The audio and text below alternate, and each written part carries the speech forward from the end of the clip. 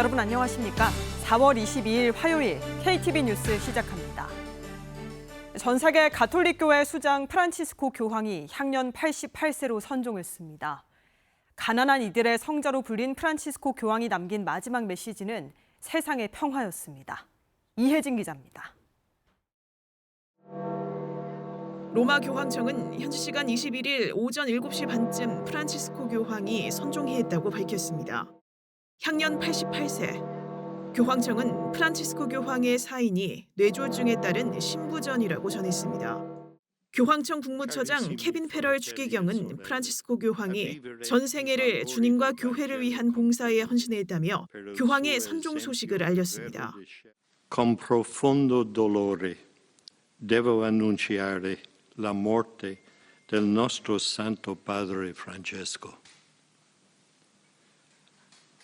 Alle ore 7:35 di questa mattina, il vescovo di Roma Francesco è tornato alla casa del Padre. La sua vita tutta intera è stata dedicata al servizio del Signore e della sua Chiesa. 프란치스코 교황은 지난 2월 기관지염으로 병원에 입원했다가 폐렴으로 증상이 악화돼 위험한 고비를 넘겼지만 극적으로 회복해 바티칸으로 돌아와 활동을 재개했습니다. 부활절 행사에 깜짝 등장해 전 세계인들에게 축복을 전하기도 했습니다. 가자지구와 우크라이나 전쟁을 중단하고 세상의 평화를 이뤄내자는 메시지를 전했는데 교황이 세상에 남긴 마지막 이야기가 됐습니다. 아르헨티나 부에노스아이레스에서 태어나 지난 2013년 교황으로 선출된 프란치스코 교황은 가톨릭 교회 역사상 최초의 남미 출신 교황이었습니다. 보수적인 바티칸 개혁에 힘썼고 평생을 가난하고 소외된 이들의 편에 섰습니다. 프란치스코 교황의 입관식은 바티칸 내 교황에 거쳐 산타 마르타의 집에서 엄수됐습니다. 바티칸 성 베드로 대성당에는 교황을 추모하는 인파가 몰렸습니다. 새 교황을 선출하는 추기경단 비밀투표 콘클라베는 통상 교황 선종 후 15일에서 20일 안에 치러집니다. KTV 이혜진입니다.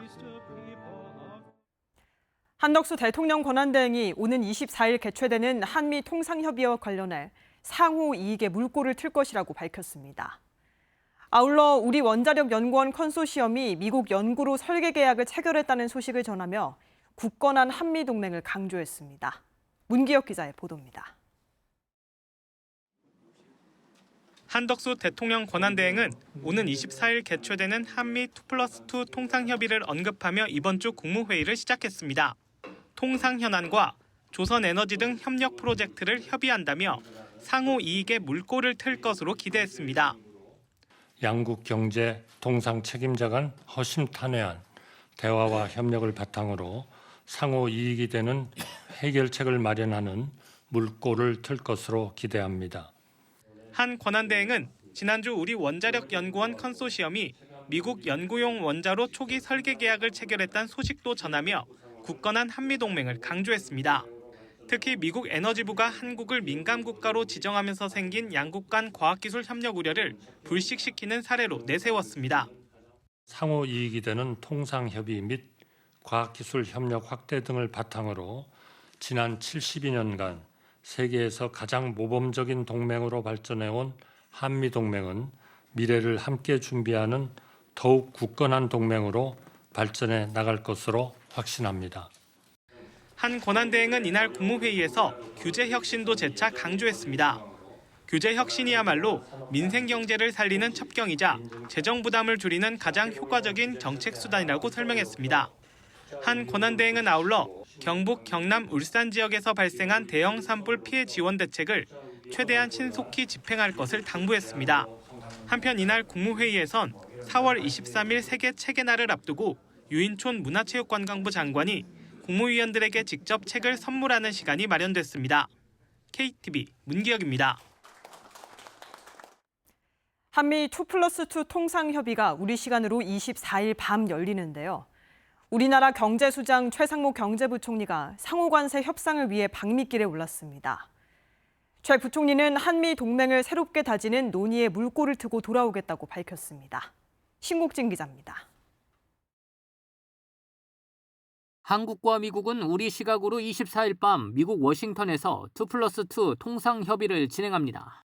우리 측에서 최상목 경제부총리와 안덕근 산업부 장관이 나서고 미국에서는 스콧 베센트 재무장관과 제이미슨 그리어 무역대표부 대표가 참석합니다. 본격적인 협상을 앞두고 최상목 경제부총리가 22일 오전 출국했습니다. 최 부총리는 출국 전 기자들을 만나 미국과 통상 협의를 통해 한미 동맹을 새롭게 다지는 논의 물꼬를 트고 오겠다며 각오를 밝혔습니다. 정부는 통상협의 의제와 관련해서는 현재 미국과 조율 중이라고 밝혔습니다. 다만 통상협의라는 명목 아래 방위비 분담 등 안보 주제도 언급될지 주목되고 있습니다.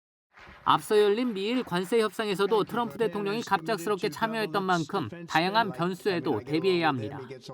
정부는 통상과 안보를 분리하고 미국이 부과한 25% 상호 관세율을 낮추는 데 집중할 전망입니다. 특히 6월 대선으로 조만간 새 정부가 꾸려지는 만큼 미국과의 협의에서 섣불리 타결하기보다는 최대한 신중하게 접근하겠다는 뜻을 밝혔습니다. 한덕수 대통령 권한대행 역시 경제안보전략 TF 회의에서 국익 최우선을 원칙으로 미국과 차분하고 진지한 협의를 강조했습니다.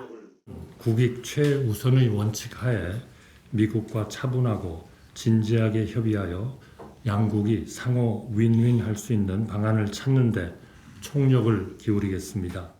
한편 최 부총리와 함께 협의에 참석하는 안덕근 산업부 장관은 23일 출국할 예정입니다. KTV 신국진입니다. 우리 군 정찰위성 4호기가 발사에 성공했습니다. 국방부는 정찰위성 4호기가 우주궤도에 진입하고 지상국과의 교신에 성공했다고 밝혔습니다. 군은 이로써 향후 북한의 도발 징후 식별 능력이 향상될 것으로 기대한다며 연내 5호기까지 발사를 완료해 독자적 감시 정찰 역량을 확충해 나가겠다고 전했습니다. 앞서 군 정찰위성 4호기를 탑재한 스페이스X 발사체는 미국 플로리다주에서 우리 시간으로 오전 9시 48분에 발사됐습니다. KTV 뉴스를 마칩니다. 저희는 내일도 국정 소식을 한 걸음 더 빠르게 전해드리겠습니다. 함께해 주신 여러분 고맙습니다.